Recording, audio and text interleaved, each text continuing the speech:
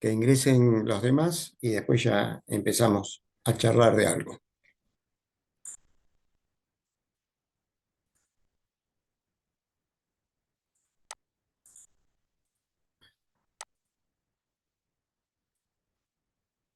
Buenas noches, los que están saludando.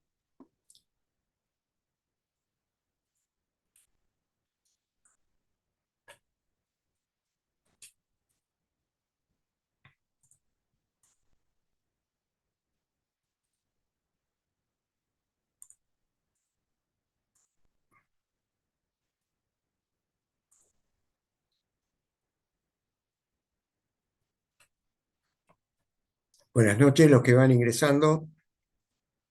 Espero que estén bien.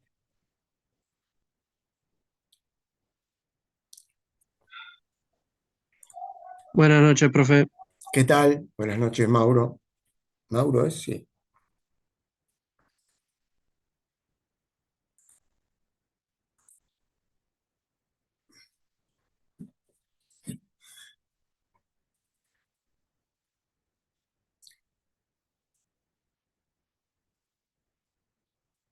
Bueno, unos minutitos.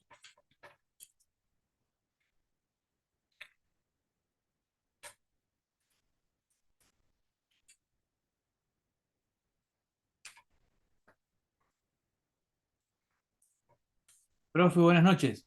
¿Qué tal? Buenas noches, Quiero hacer Germán. quiero hacer una consulta, ya que antes que arranquemos, eh, Adelante. los dos el parcial, el segundo parcial de esta materia y el recuperatorio están previstos para un viernes, y nosotros en teoría los viernes tenemos virtual, Eh, por un tema más que nada de yo coordinación, lo ¿no? tengo para el 14, debe haber algún error. Ah, pero de noviembre no es, o 17. Noviembre. Ah, nosotros tenemos el 17 y el 24 el recuperatorio.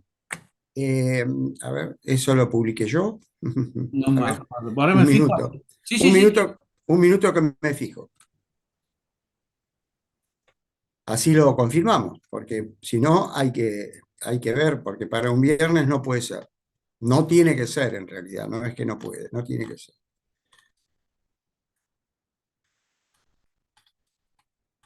Cronograma. Sí, hay un error, 17 de noviembre. Tiene que ser, lo voy a modificar. Tiene que Perfecto. ser 14 y 21. Sí, hay un error ahí, tiene razón. Gracias por hacérmelo ver. No, está bien. Así Eh, vamos coordinando entre todos. claro, es un error, sí, sí, es un error de... Esto lo hice yo, ¿eh? Ajá. O me lo mandaron mal o, o me Sí, sí. equivoqué yo. A veces puede ser que uno le pegue a la de al lado, eso también pasa, pero hay un error. Así que quédese Sí, tranquilo que yo lo voy a corregir y gracias no, por avisar, porque sí. es complicado esto. A ver, ¿a dónde está esto? Parciales.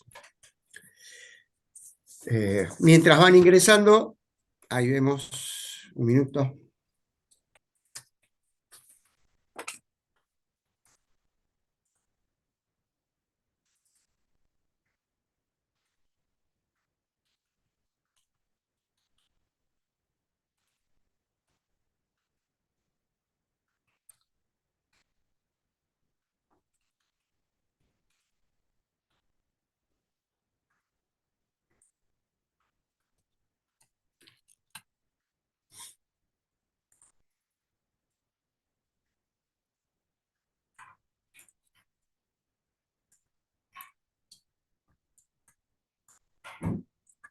Un minuto ya estoy con ustedes, ¿eh?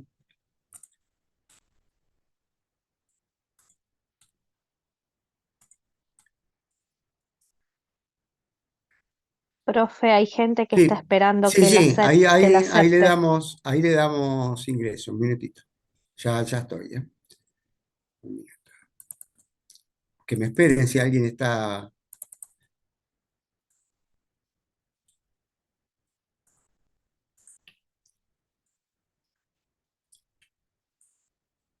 Ya estamos, ¿eh? Un minuto.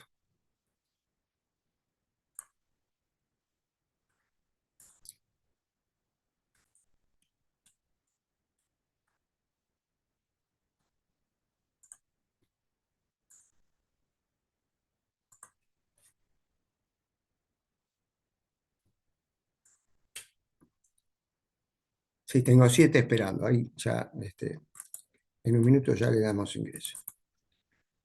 23.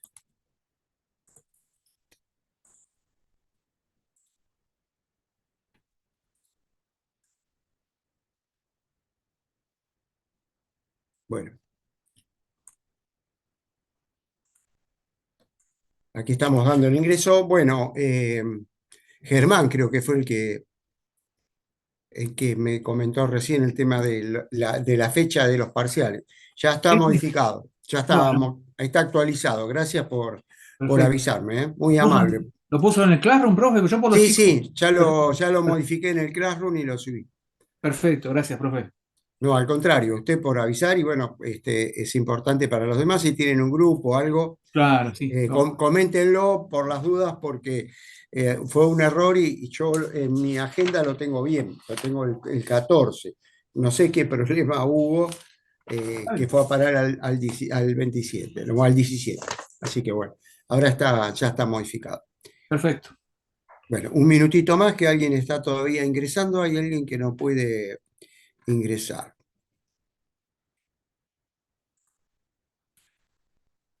Ahí estamos.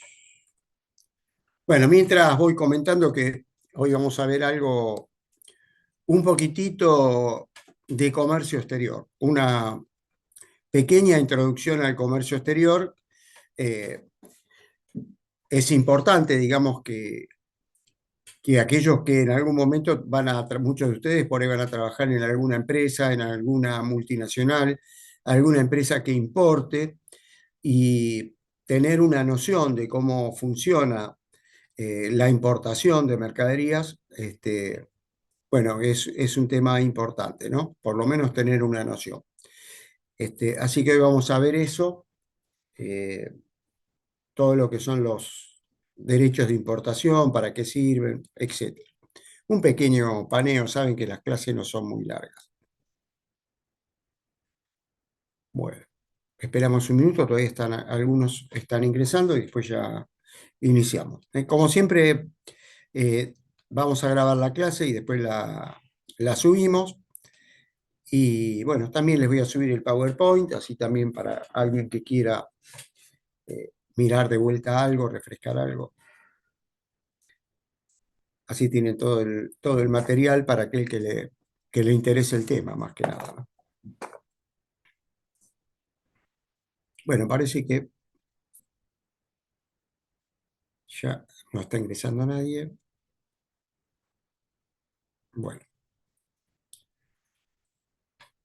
Bueno, vamos a empezar.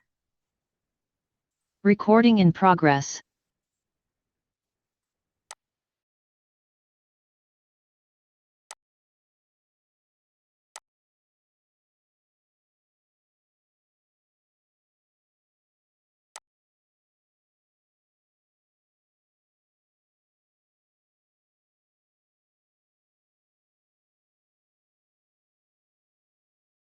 Recording in progress.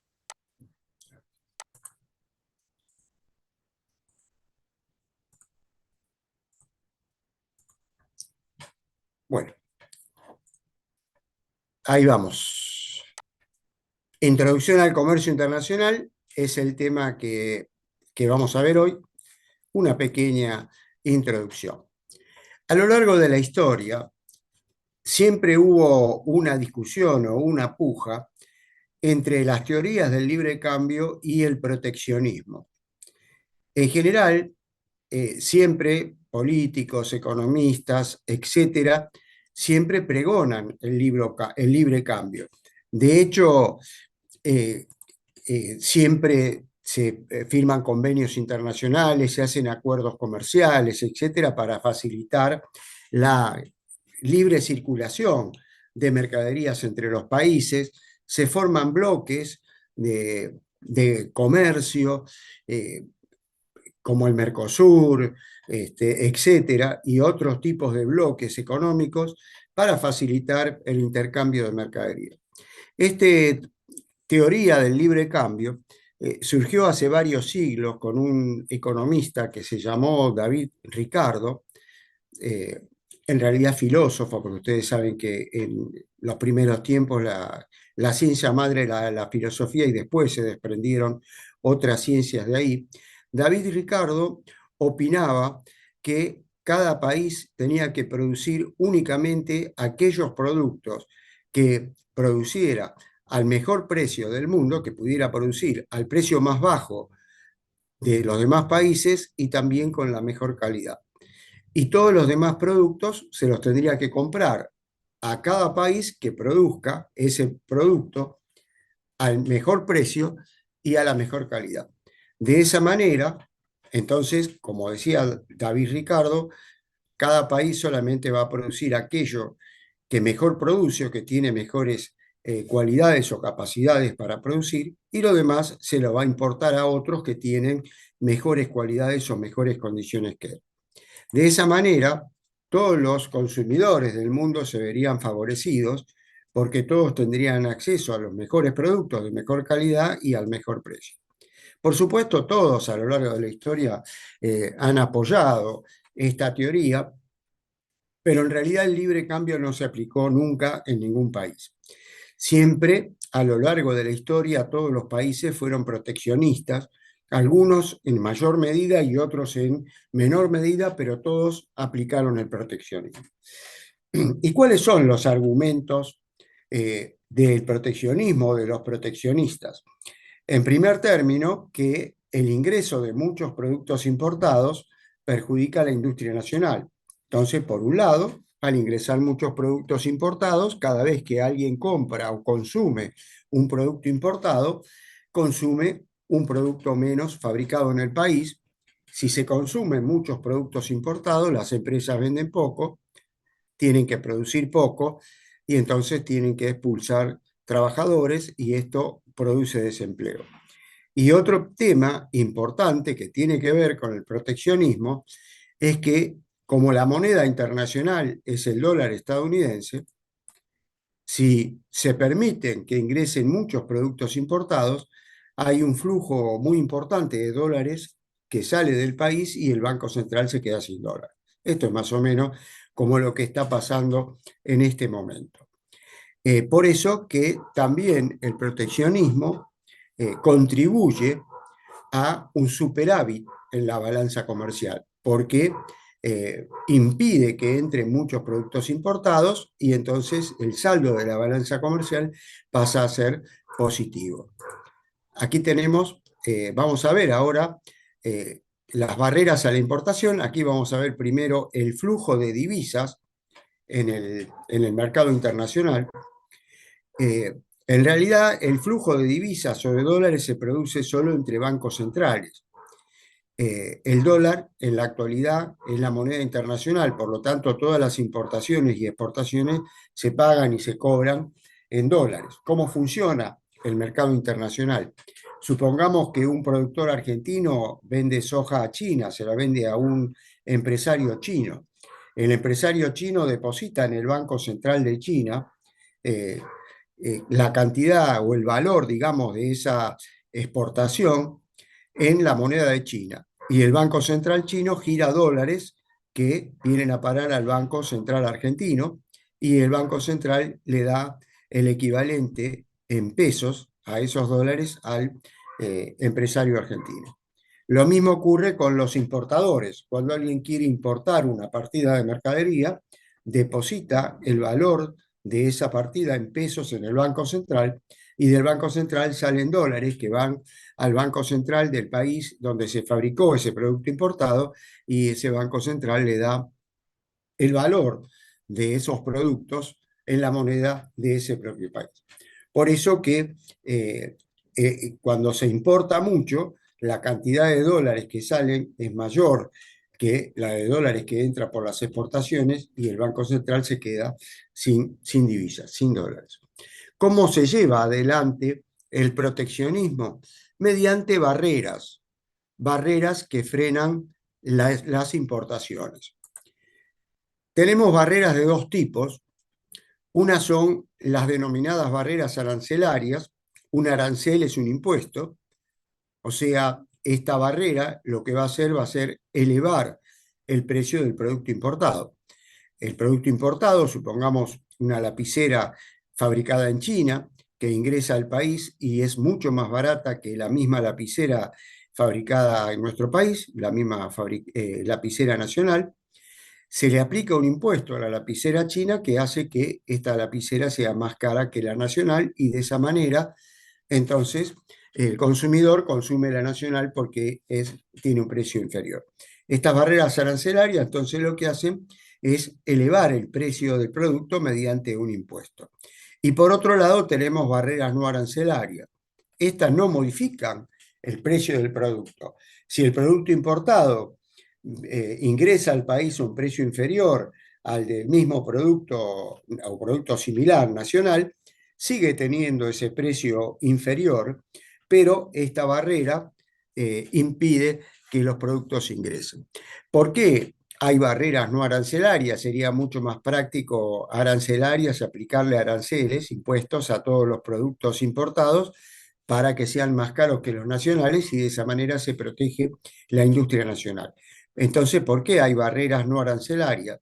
Porque hay productos a los cuales no se les puede aplicar ningún impuesto, no pagan impuestos, por ejemplo, los que son originarios de Mercosur.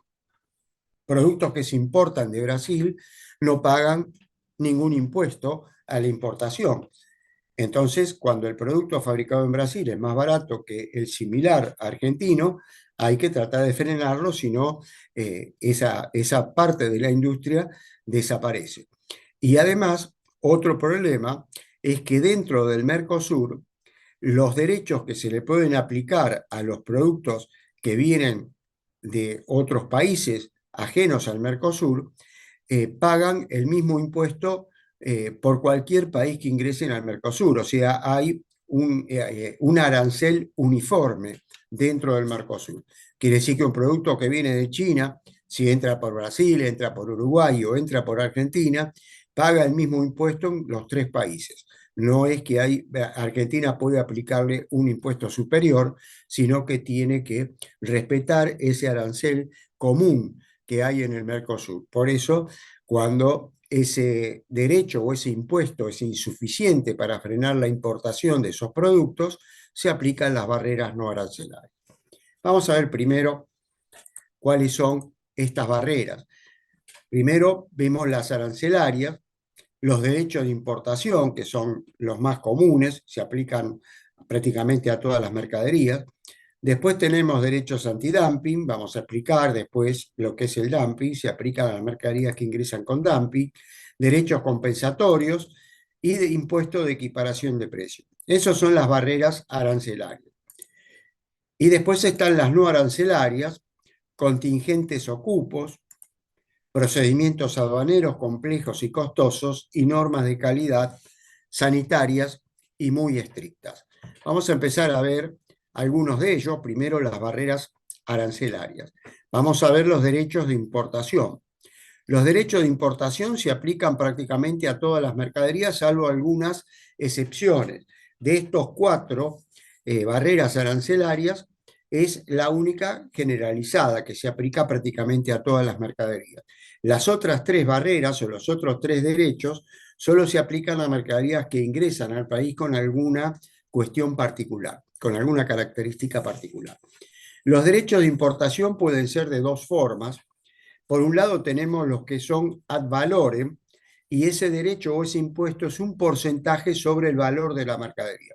El valor de la mercadería o valor en aduana, SBA quiere decir valor en aduana, es un valor técnico que se calcula de acuerdo a distintas normas que dicta la aduana. Vamos a suponer nosotros, en esta clase que es muy superficial, que el valor en aduana es el valor que paga el importador por la mercadería. Cuando el importador la compra en el exterior, supongamos que ese es el valor de la mercadería. Entonces, este derecho ad valorem es un porcentaje del precio del valor de la mercadería. Por otro lado, tenemos los derechos específicos, que es una suma fija por cada unidad de medida. Estos derechos específicos en general se aplican a mercaderías que se importan a granel. por ejemplo el gas, por ejemplo el petróleo, por ejemplo mercadería que se importan por unidades, 50 escritorios, 30 computadoras, etc. Entonces, esto es una suma fija por unidad. Supongamos, un ejemplo, $1 por cada metro cúbico de gas. Ese sería un derecho de importación específico. Entonces, volvemos a repetir, derecho de importación es prácticamente generalizado. Casi todas las mercaderías pagan derecho de importación, salvo algunas excepciones, como comentamos hace unos minutos. Una de las excepciones es Mercosur. Mercadería origen Mercosur no paga derecho de importación. El que sigue son los derechos antidumping. Se le aplican a las mercaderías que ingresan con dumping. ¿Qué es el dumping? El dumping es una práctica que utilizan las multinacionales para conquistar nuevos mercados. Entonces, cuando una multinacional quiere introducir sus productos en un mercado nuevo, lo que hace es introducirlos a un precio inferior al precio que verdaderamente tendrían que tener. Incluso muchas veces a un precio inferior al costo de producción. ¿Y esto para qué? Para perjudicar a todos los competidores que producen ese mismo producto, que no lo pueden vender a ese precio tan barato, y entonces quiebran todos los competidores, y cuando se queda solo esta empresa en el mercado, entonces ahí puede recuperar todo este dinero que invirtió para poder conquistar el mercado, justamente comercializando el producto a un precio inferior al que debería tener. Cuando el servicio aduanero detecta que hay una mercadería que ingresa con dumping, esta práctica es muy destructiva, muy perjudicial para la industria nacional, entonces le aplica este derecho, este impuesto, que hace que el precio se eleve y la mercadería ingrese con el precio normal que debería tener, sin perjudicar a ningún competidor. Lo que sigue son los derechos compensatorios. Como ustedes vieron, que explicamos en la primera parte, hace unos minutos, importar, en general, la importación es perjudicial, para los países, porque, por un lado, perjudica a la industria nacional, porque hace que se vendan menos productos similares a los que se importan. Por otro lado, salen divisas del país, esto también es perjudicial o es negativo, y la exportación es lo contrario. O sea, cuando se exporta, por un lado ingresan divisas al país, ingresan dólares, cosa que es muy positiva, y por otro lado, cada producto que se importa, alguien lo tiene que producir, alguien lo tiene que fabricar, y si se exporta mucho, entonces esto crea nuevos puestos de trabajo y reduce el desempleo. Entonces, exportar es muy beneficioso. Por eso, muchas veces los estados colaboran con los empresarios para facilitarle la exportación de los productos y que puedan exportar más cantidad. Y lo hace por medio de subsidios. Por ejemplo, supongamos que un exportador vende su producto y ese producto que exporta cuesta $100 en el exterior. Entonces, el Estado le dice: señor exportador, por cada unidad que usted exporte, yo le voy a dar un subsidio de $20. De esa manera, el exportador, en vez de vender su producto a $100 en el exterior, lo exporta a 80, y de esa manera puede competir mejor con los demás países que fabrican ese mismo producto. El problema es cuando un producto que ingresa a nuestro país recibió un subsidio en el país de origen. Entonces ingresa a nuestro país a un precio inferior al que naturalmente tendría que tener. Y por supuesto perjudica a la industria nacional. En ese caso, entonces, cuando el servicio aduanero lo detecta, le aplica este derecho compensatorio que, como su nombre lo dice, o su denominación lo dice, compensa el subsidio que la mercadería trae en el país de origen, y de esa manera no causa ningún perjuicio a la industria nacional. El que sigue es el impuesto de equiparación de precios. El impuesto de equiparación de precios no tiene una aplicación puntual en particular como los derechos anteriores, sino que es un impuesto generalizado que se le aplica a aquellas mercaderías que por algún motivo ingresan a nuestro país a un precio inferior al que tendrían que tener, y no es ni por dumping ni por subsidios. Puede ser por un desfasaje del tipo de cambio, puede ser por algún fenómeno económico internacional, etc. Cuando se detecta que una mercadería ingresa al país a un precio inferior al que tiene que tener, entonces se le aplica este impuesto para contrarrestar esa importación que es perjudicial.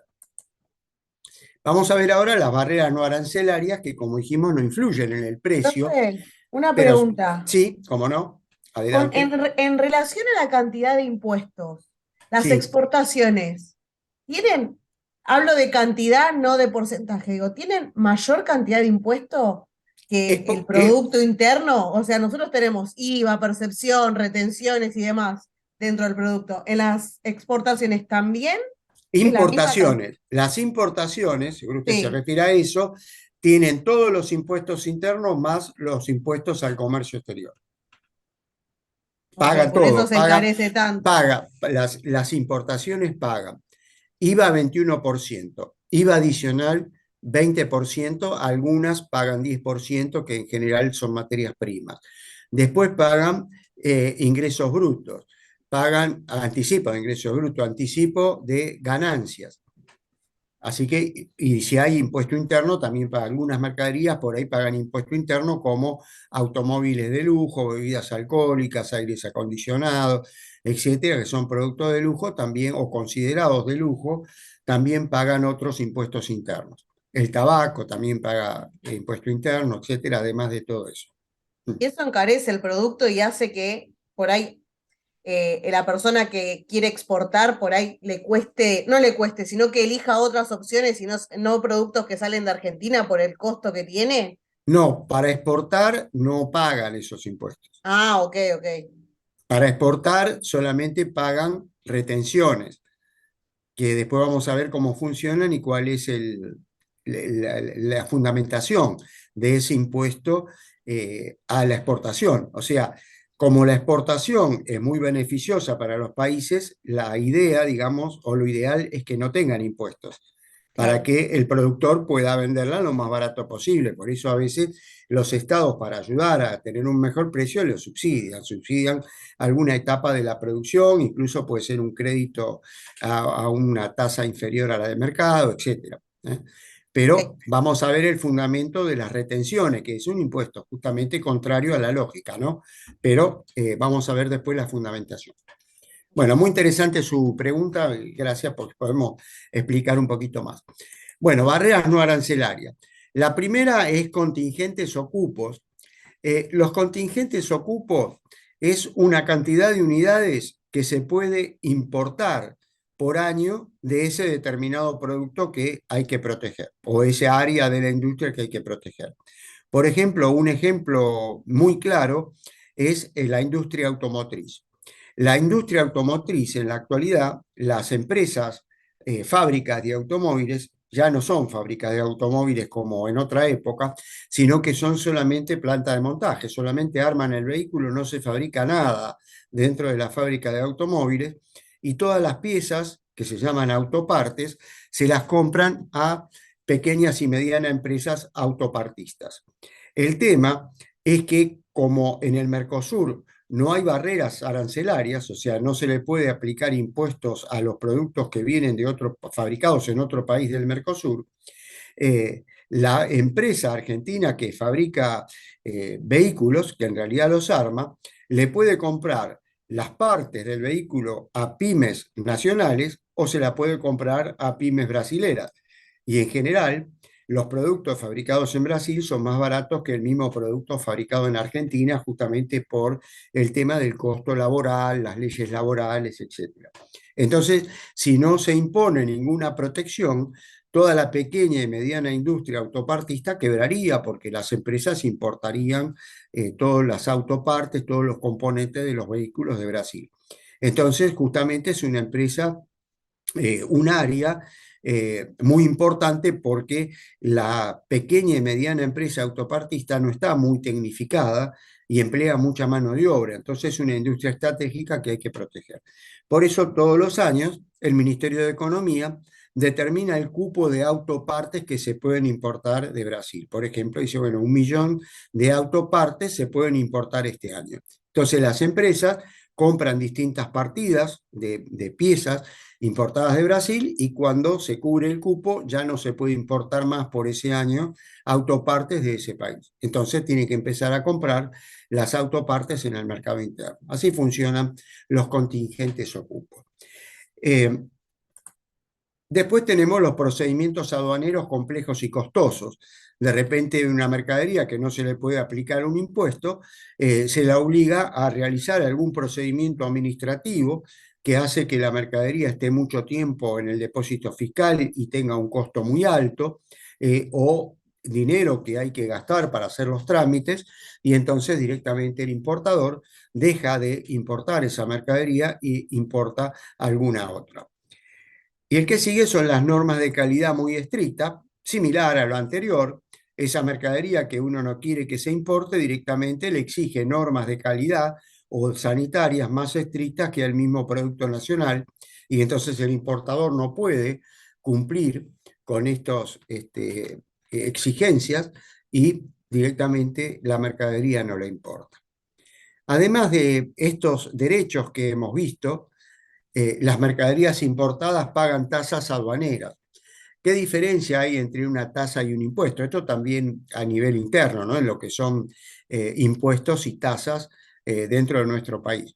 El impuesto es obligatorio, es un arancel, un canon que se paga obligatoriamente y que el Estado en realidad no da nada a cambio.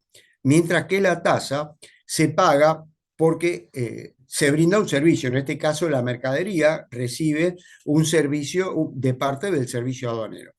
Y la diferencia con el impuesto es que el impuesto se paga siempre y la tasa solo se paga cuando uno consume el servicio. Esto pasa igual en el mercado interno, ¿no? Uno paga la tasa de alumbrado, barrido y limpieza, el ABL, en el municipio y recibe a cambio el servicio municipal de recolección de residuos, alumbrado, bueno, etcétera. Entonces las mercaderías importadas también reciben servicios y también, además de todos los tributos que pagan, tienen que pagar tasas aduaneras. Las tasas aduaneras son 4: tasa de estadística, tasa de almacenaje o almacenamiento, tasa de comprobación de destino y tasa por servicios extraordinarios. Vemos primero la tasa de estadística. La tasa de estadística, la mercadería la paga, la mercadería que se importa paga solamente en nuestro país, y paga esta tasa por los datos que recolecta el Ministerio de Economía en una base de datos. O sea, toda la mercadería importada, los datos de cada partida de mercadería se registran en una base de datos que está en el Ministerio de Economía. Y por ese servicio de estadística pagan esta tasa de estadística. La tasa de estadística es 3% del valor de la mercadería y tiene un máximo de $120.000, $125.000 cuando la partida de mercadería es muy grande o es mercaderías muy caras, que el 3% supera esa cifra. ¿Y para qué sirve esta base de datos estadística del Ministerio de Economía? Bueno, primero la puede consultar cualquier importador que desee importar una mercadería en particular, y en esa base de datos estadística puede ver de qué países se importa esa mercadería, en qué cantidades, cuáles son los costos, etc. Y también es un control que hace el Ministerio de Economía de las importaciones para controlar el valor de la cantidad de dólares que salen del Banco Central para pagar justamente esas mercaderías de importación. Esa es la finalidad que cumple. La siguiente, la tasa de almacenaje. La tasa de almacenaje se cobra cuando las mercaderías permanecen en un depósito fiscal. Vamos a explicar así un poquito para entender esto, que todas las mercaderías que ingresan al país, cuando se descargan del medio de transporte, pueden venir en un barco, pueden venir en una aeronave, pueden venir en un automotor, en un camión, ¿cierto?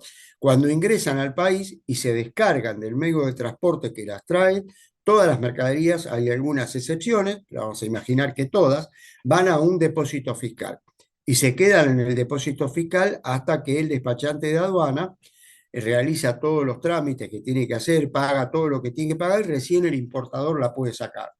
Entonces, esta tasa de almacenaje tiene relación con la cantidad de días que la mercadería está en ese depósito fiscal. Como si dejamos un auto en el estacionamiento, ¿no es cierto? De acuerdo a la cantidad de horas o la cantidad de días que lo dejamos, es el arancel que tenemos que pagar. Ahí está en la placa que dice se cobra cuando el servicio aduanero se constituye en depositario de la mercadería en un depósito fiscal, ¿no? Ahora la tasa de comprobación de destino. Ustedes seguramente nunca pensaron o siempre pensaron que la mercadería que ingresa al país es para ser consumida, ¿no es cierto? De repente un automóvil importado es para que alguien lo compre y empiece a pasear con el automóvil, un perfume para que alguien se lo ponga, un chocolate para que se lo coma, una botella de champán para que se la tome. Sin embargo, solo una pequeña parte de la mercadería ingresa al país para ser consumida. La mayor parte de la mercadería importada ingresa para cumplir alguna función y luego se va de vuelta al exterior, no se queda en el país. Por ejemplo, cada vez que ingresa un equipo de fútbol extranjero a nuestro país para jugar algún partido o un torneo, los integrantes de ese equipo que ingresa ingresan con un montón de cosas importadas, traen pelota de fútbol, equipo de gimnasia, medicamentos, celulares que traen los integrantes de ese equipo, bueno, etcétera. Todo eso son mercaderías importadas que ingresan al país, de las cuales hay que hacer una declaración aduanera y no pagan derechos de importación porque no se van a quedar, no se van a comercializar y entonces no es necesario proteger a la industria nacional. También pueden ingresar compañías de teatro, compañías de circo, compañías que vienen a filmar películas en nuestro país. Pueden ingresar automóviles, por ejemplo, para una competencia deportiva también. Pueden ingresar de repente maquinarias para una obra pública y después que se terminó la obra pública se van. Entonces, toda esa mercadería importada que ingresa no paga derechos de importación porque no se va a quedar definitivamente, no se va a comercializar. Pero sí, los derechos que le correspondería pagar los tiene que depositar en el servicio aduanero como garantía.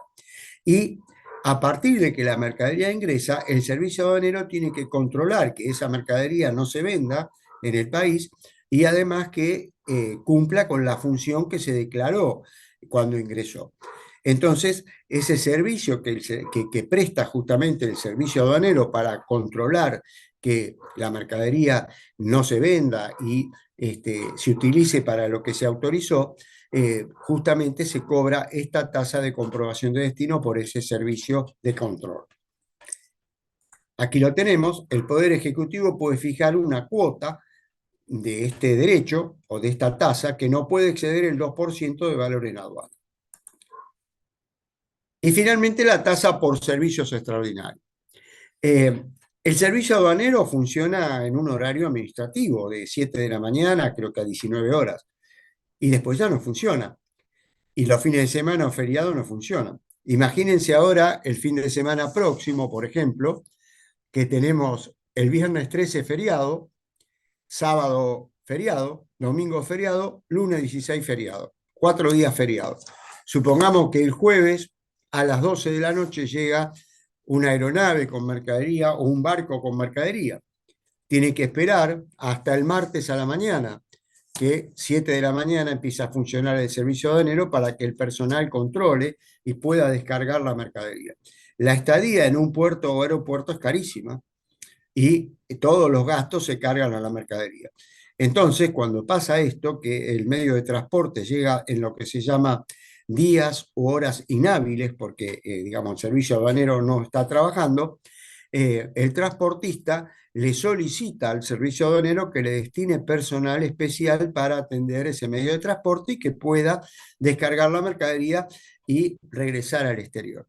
Ese personal, entonces, que el servicio aduanero destina, va a trabajar horas extra, va a trabajar fuera de su jornada habitual de trabajo. Y dentro de lo que es el ámbito aduanero, estos se denominan servicios extraordinarios. Y esta tasa, entonces, de servicios extraordinarios es un importe, como dice la placa, que debe guardar relación con la retribución, con el sueldo que va a cobrar, por esos servicios extraordinarios, el personal que trabaja haciendo el control y que el servicio de enero le tiene que pagar justamente este importe. Bueno, y el último tema que tenemos es retención a las exportaciones. Las retenciones a las exportaciones cumplen dos funciones importantes. Fíjense, es una fuente de divisas importante para el Estado. Supongamos que el Estado le cobra el 30% al importador, perdón, al exportador de lo que exporta. Supongamos una partida de soja a China, por ahí vale $100.000 o $1.000.000. Bueno, el 30% de retenciones queda para el Estado. Pero además es una herramienta para moderar el precio de los productos de exportación en el mercado interno. Aquellos productos que son exportables, el valor de exportación, o sea, el precio que recibe el empresario por exportarlo, influye en el precio después que ese exportador lo comercializa en el mercado interno. Supongamos que yo soy un productor de soja y me pagan, supongamos, $500 la tonelada de soja. Y yo en el mercado interno no la voy a vender a menos de 500, porque prefiero no venderla y exportarla. Si en el mercado interno me pagan 300, no la vendo en el mercado interno. Directamente la exporto porque consigo, digamos, un precio superior. Ahora, ¿qué pasa si yo no vendo mercadería en el mercado interno? La escasez hace que el precio en el mercado interno suba. De manera que en algún momento en el mercado interno también va a costar lo mismo que cuesta exportar. Entonces, ese, digamos, es la otra finalidad que tienen las retenciones, es evitar que aquellas mercaderías que son exportables influyan y eleven el precio del producto dentro del mercado interno y lo lleven a un valor equivalente al valor internacional del producto. Aquí vamos a ver un pequeño esquemita para tratar de entender un poquito mejor. Supongamos que este producto al exportador le pagan $10.000 por la unidad o por una partida.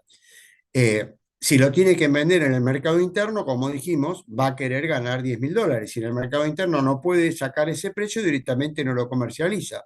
Prefiere esperar y exportarlo.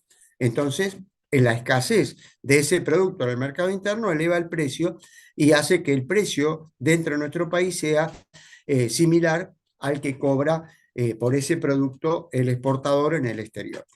¿Qué pasa ahora si el Estado le aplica estas retenciones? Al aplicar, supongamos aquí en este ejemplo imaginario, una retención de 50%, le retiene la mitad de lo que el exportador cobra por exportar. Ahora, el exportador, por cada partida de mercadería, va a cobrar solamente $5.000. Entonces, el precio de esa mercadería en el mercado interno va a ser equivalente al precio que cobra el exportador en el mercado internacional. Este es el otro fundamento que tienen las retenciones. Si no, muchos productos exportables serían mucho más caros en el mercado interno.